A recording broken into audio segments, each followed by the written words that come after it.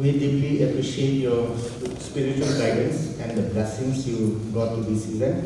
Thank you, Pastor, for input. I take this opportunity to welcome and extend gratitude to our special guest, Sri Wokma Ponya, MLA and Advisor, Social Welfare, Srimati Mata Al-Witse, IAS Secretary, Social Welfare, all the other government officials here, all the participants, all the special guests from the state and outside the state, and everyone present here today. On this occasion, I also greet all the persons with disabilities present here today. As we celebrate this day with the theme, Amplifying the Leadership of Persons with Disabilities for an Inclusive and Sustainable Future, let us recognize the important role that a person with disability play in creating a more inclusive and sustainable world. We have Amuzo Kensei, a student of Tabitha Enabling Academy. He'll be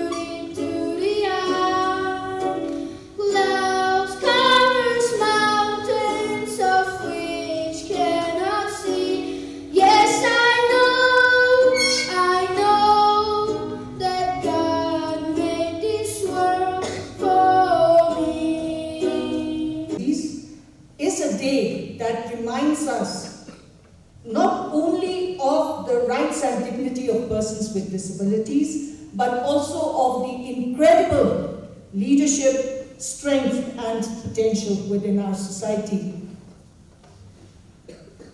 This year's theme, Amplifying the Leadership of Persons with Disabilities for an Inclusive and Sustainable Future, resonates deeply with me, as it does likely with all of us. It calls for a world where disabled people are not just included as beneficiaries, but are active agents of change, leading, innovating, and building solutions that shape the world we all live in. We know the importance of leadership, but for too long, the narrative around disability has been one of charity, pity, and exclusion. The narrative has denied persons with disabilities their rightful place as leaders and decision makers in society. Today, I want to talk about changing this narrative and realizing the full potential of leadership within the disabled community.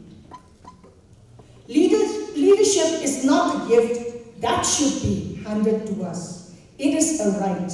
Just as we fight for the right to accessible education, healthcare, and employment, we must fight for the right to take charge of our own futures. The world needs our perspectives, whether it's in the boardroom, in the halls of government, or in the heart of civil society. People with disabilities must be present at the table, guiding policies, innovations, and strategies that impact all of us.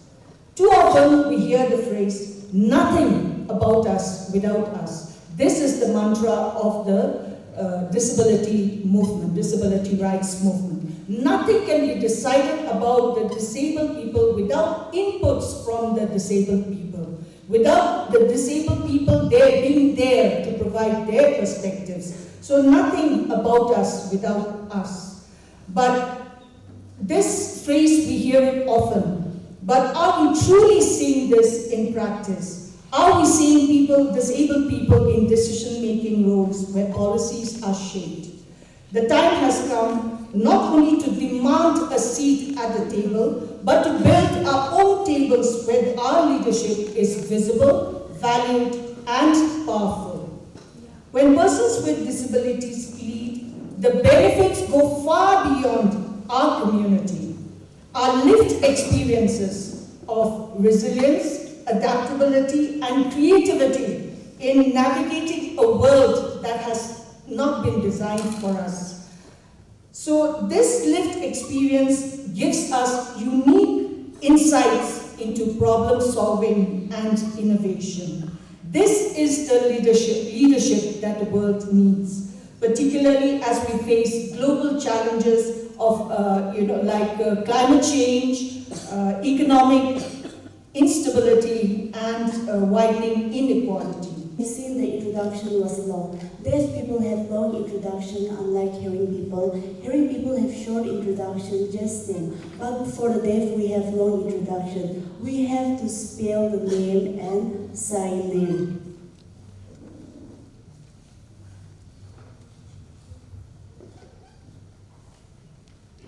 Awareness about deaf culture. People give us different names such as mute, hearing impaired, dumb, handicapped, but it is just that. For deaf people, it includes getting someone's attention appropriately. Deaf people hear with their eyes and talk with their hands. There are some guidelines to remember while communicating with the deaf. 1. It's okay to use paper or pen. Deaf people will appreciate your efforts if you use a combination of communication methods such as hand gesture, facial expression, and the written word. 2.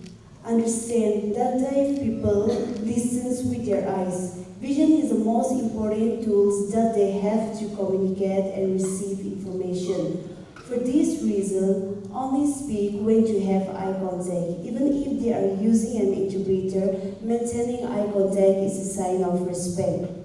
Please do not feel sorry for us because we are deaf. God has a purpose because He created us special. Hearing and the deaf are same in the sight of God. Deafness is not in the air. It is in the mind. Thank you. At the moment, the department is also in the process of nominating a state channelizing agency for implementing the National Handicap Finance and Development Corporation loan scheme, under which financial assistance in terms of loan at concessional rate of interest will be provided for the benefit of persons with disabilities for starting or augmenting any activity contributing directly or indirectly in income generation and helping them in the overall process of empowerment. We are very hopeful that this scheme will become operational in the coming financial year. Under the scheme for implementation of rights for persons with disabilities, that is called the SIPDA Act 2016, this scheme, which is implemented under the Ministry of Social Justice and Empowerment. Under this, we have the District Disability and Rehabilitation Center, called the DDRC in short, which was started in 2006 at Dimapur, that is one. And this DDRC acts, the mandate of this DDRC is to have outreach activity under the Ministry of the Social Justice and Empowerment. And this also provides comprehensive services to the persons with disabilities at the grassroots level also. And also, it also facilitates creation of infrastructure and capacity building at the district level for awareness generation, rehabilitation, and training of rehabilitation professionals. 2 more DDRCs have also been inaugurated in Mon and Kensang in recent times.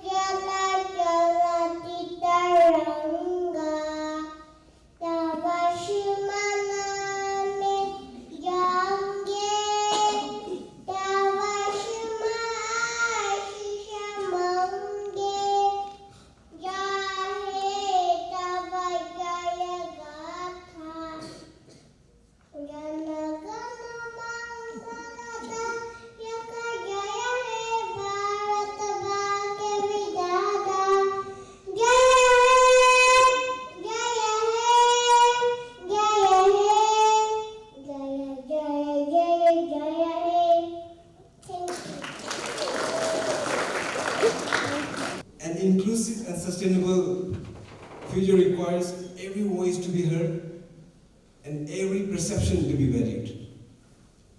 Person with special abilities brings unique insight and lived experience that are indispensable in building stronger and more resilient societies.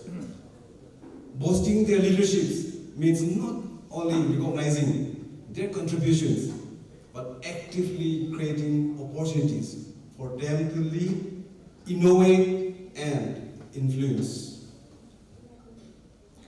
We are very fortunate to have Ms. Tatono Natro, who is leading the commissions for persons with disabilities in our state of Nagaland. In fact, under her spirited participation and initiative, despite challenges faced, it is observed that the Commission has been amplifying the cause vigorously.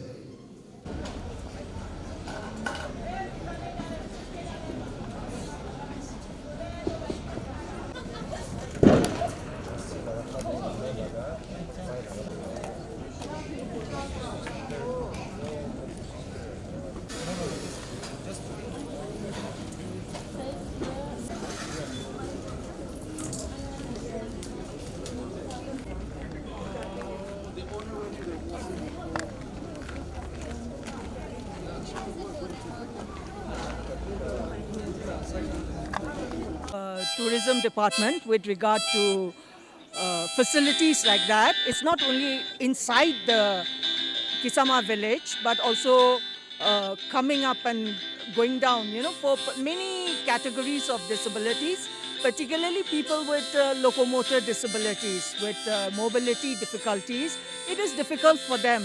Now they are providing the shuttle bus, that kind of arrangements are there. But that is fine, that is good. Streamlining the entire, process, that's good. But the problem with disabled, some categories of disabilities, it's difficult for them, to be shifting to a shuttle bus. That kind of thing is impossible for a person like me, for example. I can't do that. So that is one thing that we had asked the tourism department to do. Have some kind of special arrangements, some kind of special passes where it is not only about the local people. Now we are talking today, it's our disability day, so we are having a function, but it's not only for today. For every day of the festival, I did notice quite a few visitors from outside Nagaland. On the first day, I was here for the inaugural program. And so for many of these people, it will be very difficult. So that's why we had asked the tourism department to have some kind of special pass. They need not park inside. We're not asking for that. Drop them. Then, they can do what they need to do over here. Then when it's time, they can call them up, come and pick them again. Some arrangement like dropping and pick-up point should be there. But we did see that there were a lot of restrictions and there were no arrangements like that made. So that is one issue that a lot of these issues we'll be taking it up with the government. Today, later on, I will be taking out a quick inspection of some of the new constructions, some of the new infrastructure that has, in this past couple of months have come up. We had specifically asked the government to make sure that all these new things that are coming up now, it needs to be, the accessibility provisions has to be there. The basic accessibility provisions have to be provided. So I will be checking it out to see whether they have complied. If not, then this is something very serious because we cannot continue doing this.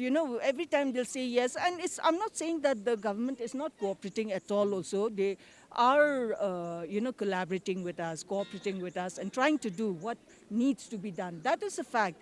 But the thing is, they don't realize the urgency of doing this. Accessibility, it is not just an add-on, something that, we can have, we'll do it, but we'll do it when it's convenient for us. It's not that. It is an essential provision. Without accessibility provisions, we disabled people who need them, these facilities, we don't have a life, we can't live a life. So that's why it is essential, it is urgent.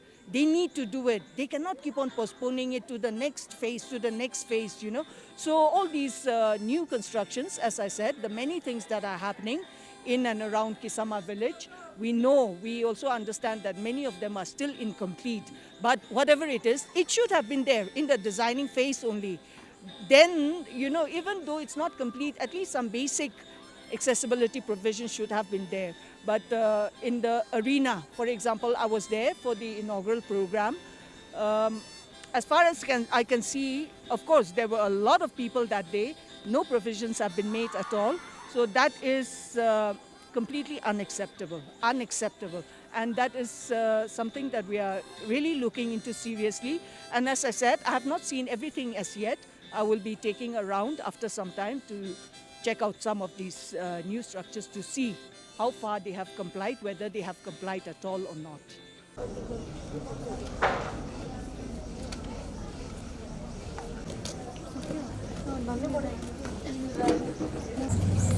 Okay, is that it?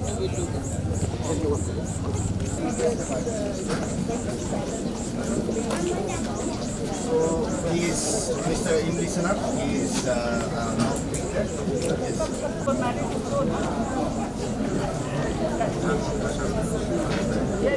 I'll be seeing you all around.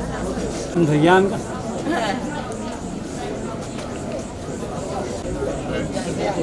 গাড়িতে